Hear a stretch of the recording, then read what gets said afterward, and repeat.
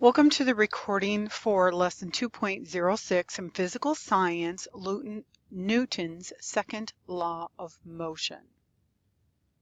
So warm up today.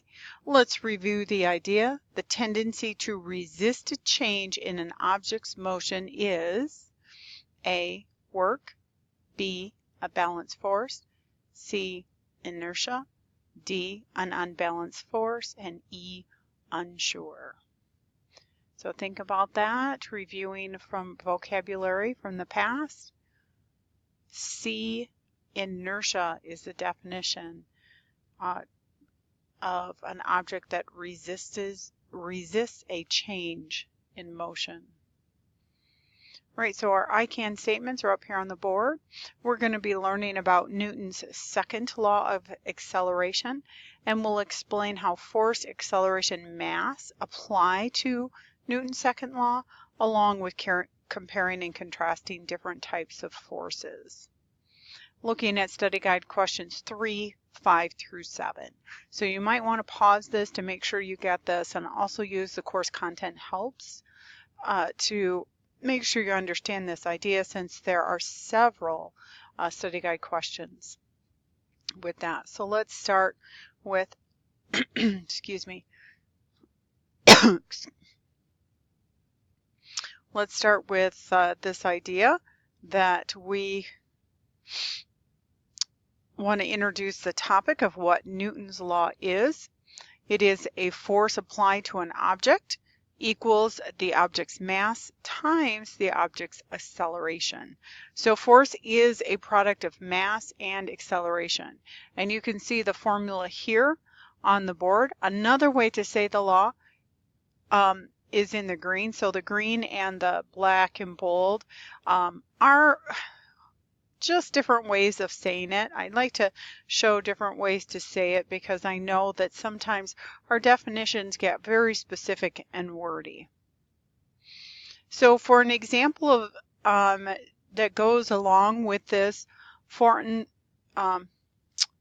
forces, is a bowling ball. A bowling ball will not knock down the pins unless it has enough mass and enough acceleration. So this formula is given, the unit is newtons. This is a derived unit. It comes from the weight, the mass measured in kilograms, times or multiplied by the acceleration, which is mass per second per second. So there's the formula with that. And then here there is a shopping cart simulation that I can list in the content where you can practice that. And you definitely will want to know the formula. Right here on the board is acceleration equals force divided by mass. So you're just using some algebra practice to rearrange the different equations. You can figure out mass, you can figure out force, and you can figure out acceleration if you have two of the other components. For an object to accelerate, we know a force must act upon it. So which one is easier to push, A or B? And think about why. Did you say that the easier one to push is B, the lawnmower, because it has less mass? An object with more mass is going to be harder to move. Another effect that forces can have is the changing of direction. So to change an object's direction, you must overcome the momentum. And momentum is affected by the mass and the velocity. So here's a picture of a baseball. The baseball is being pitched. It has a certain amount of momentum, and the batter is trying to change the direction. So it has to overcome the momentum of the ball that it is coming towards him, and then it will change the direction. With that idea of momentum, we have an example of a tugboat and a jet ski here. Which one's faster? Yeah, so the jet ski is faster, but it has a lower mass. So when we're talking about momentum, it's going to have a lower momentum. The boat is slower, but it has a higher mass, so greater momentum. So if the momentum is high, it's going to resist changes in motion. Another example of this is the shopping carts. You've probably seen these moving around in the parking lot. Which one is easier to get going and to accelerate? And which one's easier to slow down? So we know that the emptier cart, the empty shopping cart, is easier to accelerate over the full one, but the full cart is harder to slow down because of the mass. You have to change the momentum. So the higher momentum resists change in motion. All right, another example to test out our understanding. Which one has more momentum? A spaceship full of rocks or just the spaceship? Did you pick A? Remember, more mass, more momentum. And since we're talking about space, let's talk about that concept, because we know in space you're weightless, but remember that there's still mass involved. So objects in space require energy to move because they have mass.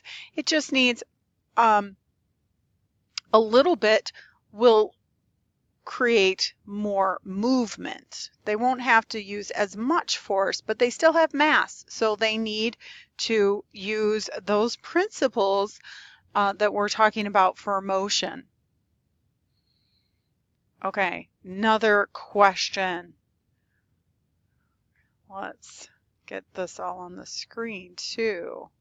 So if all of these objects on the board are traveling at the same velocity, which object, not objection, which object would have more momentum? A, the baseball, B, the bowling ball, C, the hockey puck, and D, the feather. E, still working on it. Which one? Okay, which one has more mass? You're right. The bowling ball has more mass, so if they're all traveling at the same speed, the object that has more momentum is the bowling ball. All right, so now we have covered the first law and the second law of motion. We'll be looking at the third law soon.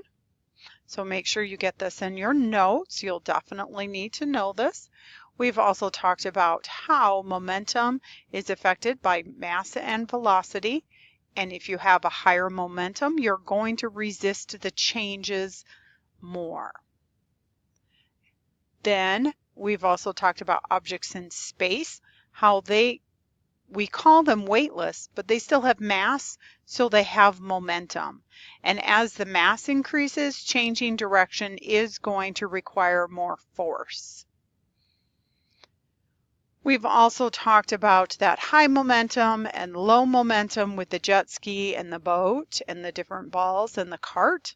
So we definitely want to make sure we're understanding those ideas. Here's some cartoons too that you can use to work on and practice these ideas of Newton's second law of motion.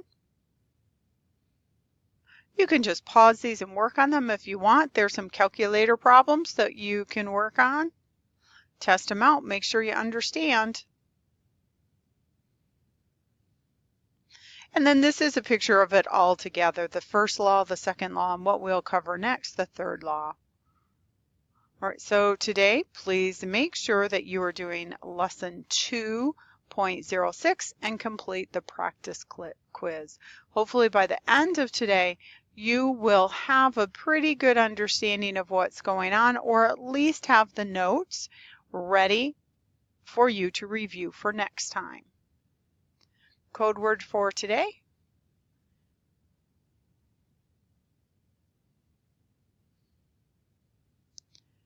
If you have any questions, please let me know. I hope you have a great day and we will see you next time.